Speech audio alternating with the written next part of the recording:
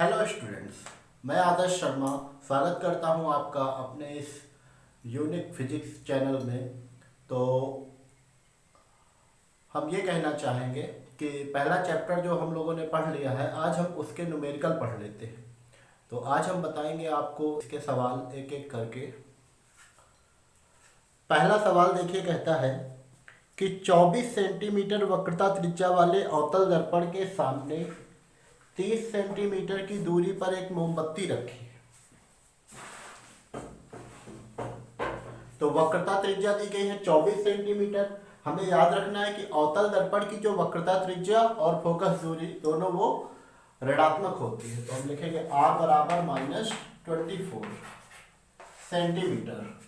उसके बाद क्वेश्चन कहता है कि दर्पण के सामने 3 सेंटीमीटर की दूरी पर मोमबत्ती रखी है। तो मोमबत्ती क्या है? एक वस्तु है। तो वस्तु की दूरी जिसे हम u से व्यक्त करते हैं और वो सदैव ऋणात्मक होगी क्योंकि बाईं ओर वस्तु रखी जाती है। तो हम लिखेंगे u बराबर -3 सेंटीमीटर।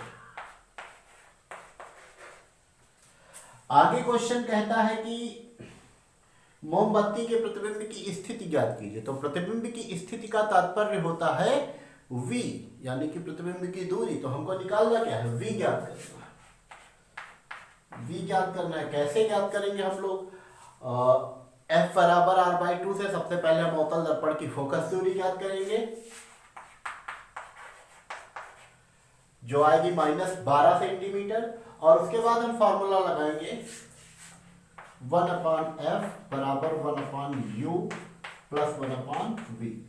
इस फॉर्मूले में f का मान रख देंगे हम लोग, जो यहां से मिलेगा हमें -12 सेंटीमीटर, और u का मान रखेंगे -3 सेंटीमीटर। इसका कैलकुलेशन करेंगे तो हमें v का मान ज्ञात हो जाएगा। तो इस तरीके से हम लोग पहला सवाल हल करेंगे।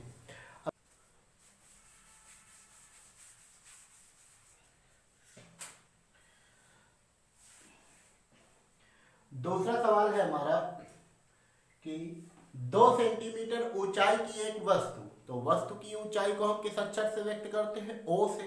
तो हम लिखते हैं O बराबर 2 सेंटीमीटर। 2 सेंटीमीटर। आगे प्रश्न कहता है कि अवतल दर्पण से 16 सेंटीमीटर की दूरी पर रखी। तो अवतल दर्पण से वस्तु की दूरी u बराबर -16 सेंटीमीटर। उसके बाद दर्पण द्वारा इसका प्रतिबिंब 3 सेंटीमीटर ऊंचा बनता है। तो ये तो हो गई प्रतिबिंब की ऊंचाई। प्रतिबिंब 3 सेंटीमीटर ऊंचा बनता है। प्रतिबिंब की ऊंचाई के लिए हम यूज करेंगे I का। I बराबर 3 सेंटीमीटर। अब देखिए, वास्तविक प्रतिबिंब है तो वास्तविक प्रतिबिंब मुख्य अक्ष के नीचे प्राप्त होगा। यदि वस्तु ऊपर होगी तो उस स्थिति में प्रतिबिंब की लंबाई ऋणात्मक ली जाएगी। तो हम लिखेंगे I बराबर -3 सेंटीमीटर। हमको निकालना है दर्पण की वक्रता त्रिज्या। नहीं, सॉरी, 3 सेंटीमीटर बनता है। दो चीजें हमें निकालनी है, एक दर्पण की फोकस दूरी और प्रतिबिंब की स्थिति। तो हमें निकालना है स्मॉल f, दर्पण की फोकस दूरी और प्रतिबिंब की स्थिति, यानी कि स्मॉल v। दो चीजें ज्ञात करनी। तो हम लोग कैसे ज्ञात करेंगे? देखिए, हमारे पास o और I के मान है। तो रेखीय आवर्धन का फॉर्मूला लगाएंगे और इस फॉर्मूले की सहायता से हम v का मान ज्ञात कर लेंगे। तो आवर्धन का फॉर्मूला क्या होता है हमारे पास? m बराबर I/O बराबर -v/u। ये देखिए आवर्धन का फॉर्मूला हमने आपको पढ़ाया है पीछे। तो इसी फॉर्मूले में हम लोग वैल्यू रखेंगे। देखिए, I का मान रखेंगे -3, O का मान हो जाएगा 2 बराबर v का मान हमें ज्ञात करना है, और u का मान हो जाएगा -16। तो देखिए, इस माइनस से ये माइनस कैंसिल हो जाएगा। 16 को हम इस पक्ष में बुला लेंगे तो 16 गुणे में हो जाएगा 3 के साथ। ये हो जाएगा 3 गुणे 16/2। 3/2 और गुणे 16। ये माइनस लगा रहेगा यहाँ पर। इस माइनस से ये माइनस कैंसिल हो गया। बराबर किसके होगा? v के। इसको सॉल्व कर लीजिए। 2 से 16 भाग दीजिए, 8 3 24। v बराबर -24 सेंटीमीटर। ये आ गई प्रतिबिंब की स्थिति। अब वही दर्पण सूत्र लगाएंगे हम लोग और इससे सॉल्व करेंगे तो हमको f का मान भी मिल जाएगा। इसके आगे आपको सॉल्व करना है, जिसका आंसर आएगा 9.6 सेंटीमीटर। तो चलिए अब तीसरा सवाल देखते हैं हम लोग। तीसरा सवाल है, एक अवतल दर्पण अपने से 10 सेंटीमीटर की दूर रखी वस्तु का, तो वस्तु की दूरी हो गई 10 सेंटीमीटर। वस्तु की दूरी को हम लोग u से प्रदर्शित करेंगे, u बराबर -10 सेंटीमीटर। आगे प्रश्न कहता है वस्तु का 3 गुना बड़ा वास्तविक प्रतिबिंब बनता है। तो वास्तविक प्रतिबिंब के लिए आवर्धन सदैव ऋणात्मक होता है, आपको याद रखना है। तो m बराबर हो जाएगा -3। दर्पण की वक्रता त्रिज्या ज्ञात कीजिए, r निकालना है हमको। तो r निकालने के लिए हमको f का मान चाहिए, फोकस दूरी, और फोकस दूरी ज्ञात होने के लिए हमें u और v के मान ज्ञात होने चाहिए। तो इस ट्रिक को पकड़ना चाहिए। तो हम लोग फॉर्मूला लगाएंगे m बराबर -v/u। इस फॉर्मूले में m का मान रख दीजिए, -3 बराबर -v का मान हमें ज्ञात नहीं है, u का मान हमें ज्ञात है। तो u का मान है -10, ये माइनस से माइनस कैंसिल हो जाएगा, ये बचेगा v/10 बराबर -3। 10 को उधर भेजेंगे तो हो जाएगा v बराबर -30 सेंटीमीटर। v का मान ज्ञात हो गया है। अब हम फॉर्मूला लगाएंगे 1/f बराबर 1/u प्लस 1/v से। तो इस फॉर्मूले में u बराबर -10 और v बराबर -30 रखेंगे तो हमें f का मान मिलेगा। तो जैसे ही f का मान ज्ञात होगा हम फॉर्मूला लगाएंगे r बराबर 2f, यहां पर f का मान रखेंगे तो ये क्वेश्चन भी हल हो जाएगा। इसके आगे आपको सॉल्व करना है, इसका आंसर आएगा 15 सेंटीमीटर। चलिए अगला क्वेश्चन देखिए फिर, क्वेश्चन नंबर 4।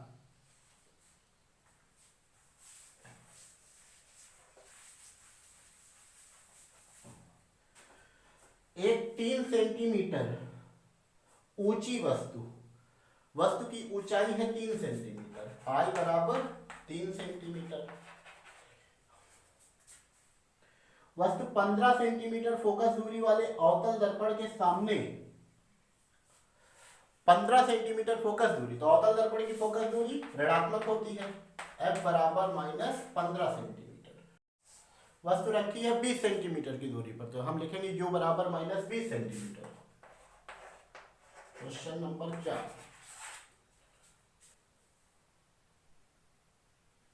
दर्पण से कितनी दूरी पर पर्दा रखा जाए? तो पर्दे की दूरी यानी कि प्रतिबिंब की दूरी, क्योंकि प्रतिबिंब पर्दे पर ही बनेगा तो प्रतिबिंब की प्रकृति और आकार भी ज्ञात करना है। सबसे पहले हमें पर्दे की दूरी यानी कि पर्दे पर प्रतिबिंब बनेगा तो प्रतिबिंब की दूरी निकालनी है v। उसके बाद हमें प्रकृति ज्ञात करनी है कि प्रतिबिंब वास्तविक है या आभासी है, और तीसरी चीज जो हमें ज्ञात करनी है प्रतिबिंब का आकार अर्थात I। तो हम सबसे पहले यहां पर वस्तु की ऊंचाई दी गई है क्वेश्चन में। देखिए सबसे पहले हम लोग v का मान ज्ञात कर लेंगे, क्यों? क्योंकि हमारे पास u और f के मान है। तो हम फॉर्मूला लगाएंगे 1/f बराबर 1/u प्लस 1/v। इस फॉर्मूले की सहायता से f बराबर -15 और u बराबर -20 रखकर हम लोग v का मान ज्ञात कर लेंगे, और v का मान आएगा हमारा -60 सेंटीमीटर। उसके बाद हम लोग आकार ज्ञात करेंगे, तो आकार के लिए हम फॉर्मूला लगाएंगे I/O बराबर -v/u। इस फॉर्मूले में हमें I ज्ञात करना है, O हमारे पास क्वेश्चन में दिया गया है 3 सेंटीमीटर, v का मान हम लोग इस फॉर्मूले से ज्ञात करेंगे और u का मान -20 रख देंगे, तो इससे I का मान भी ज्ञात हो जाएगा।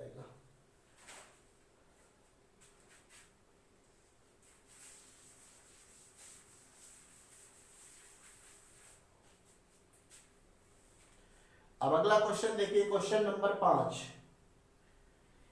एक गाड़ी में पीछे का क्षेत्र देखने के लिए 2 मीटर वक्रता त्रिज्या का उत्तल दर्पण लगा है। उत्तल दर्पण की वक्रता त्रिज्या धनात्मक होगी, r बराबर 2 मीटर, और फोकस दूरी सदैव वक्रता त्रिज्या की आधी होती है। तो F बराबर हो जाएगा 1 मीटर।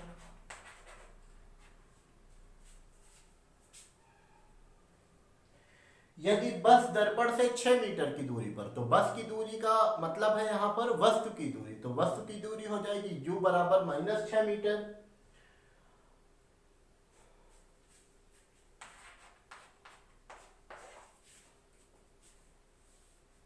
अब हमें ज्ञात क्या करना है, बस के प्रतिबिंब की स्थिति, प्रकृति और आकार। तो स्थिति का मतलब प्रतिबिंब की दूरी अर्थात v ज्ञात करना है, प्रकृति का मतलब प्रतिबिंब वास्तविक है या आभासी है यह ज्ञात करना है, और आकार I। तो देखिए दर्पण कौन सा है, उत्तल दर्पण है, तो उत्तल दर्पण में सदैव आभासी प्रतिबिंब ही प्राप्त होगा हमको, लेकिन इसके लिए प्रतिबिंब की दूरी धनात्मक आनी चाहिए। तो यदि प्रतिबिंब की दूरी धनात्मक आएगी तो यह स्पष्ट हो जाएगा कि प्रतिबिंब दाईं ओर बन रहा है, अर्थात आभासी प्रतिबिंब होगा। तो बहुत ईजी है, इसको तुम सॉल्व कर लोगे तुम लोग। फॉर्मूला दर्पण सूत्र लगाएंगे 1/f बराबर 1/u + 1/v, वहां से v का मान क्या हो जाएगा, क्योंकि हमारे पास u और f के मान हैं। फिर आगे हम वही फॉर्मूला लगाएंगे, I/O बराबर v/u से I का मान जब हम लोग ज्ञात करेंगे माइनस का, है ना, तो उसमें v, u और o के मान, u का मान दिया गया है, v का मान हमको पहले सॉल्व करना पड़ेगा, जो हम निकालेंगे v का मान वो रख देंगे, और o का मान जो क्वेश्चन में नहीं दिया गया है। तो हमें वस्तु के आकार की तुलना में ही निकलेगा ओ का मान, जो भी होगा ओ के पदों में आएगा आंसर, आई का जो आंसर आएगा वो ओ के पदों में आएगा। तो ऐसे हम इसको सॉल्व करेंगे। आगे बढ़ते हैं क्वेश्चन नंबर 6 पर।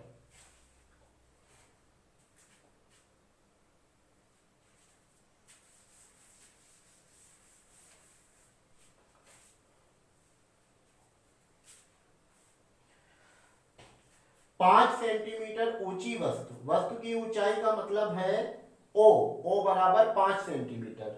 उसके बाद 30 सेंटीमीटर वक्रता त्रिज्या वाले उत्तल दर्पण, ओ बराबर हो गया 5 सेंटीमीटर। 30 सेंटीमीटर वक्रता त्रिज्या उत्तल दर्पण का मतलब होता है वक्रता त्रिज्या उत्तल दर्पण की धनात्मक होती है, तो हम लिखेंगे r बराबर +30 सेंटीमीटर, और फोकस दूरी हो जाएगी वक्रता त्रिज्या की आधी यानी कि 15 सेंटीमीटर।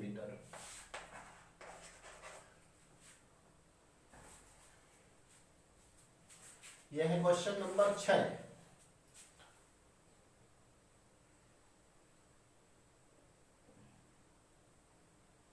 बीस सेंटीमीटर दूरी पर रखी है, तो वस्तु की दूरी हो जाएगी u बराबर -20 सेंटीमीटर। प्रतिबिंब की स्थिति और आकार निकालना है, तो कैसे निकालेंगे हम लोग, प्रतिबिंब की स्थिति का मतलब v ज्ञात करना है और आकार का मतलब I ज्ञात करना है। तो हमारे पास u और f के मान है, दर्पण सूत्र लगाएंगे तो v का मान मिल जाएगा, और उसके बाद आवर्धन का फॉर्मूला लगाएंगे I/O बराबर -v/u।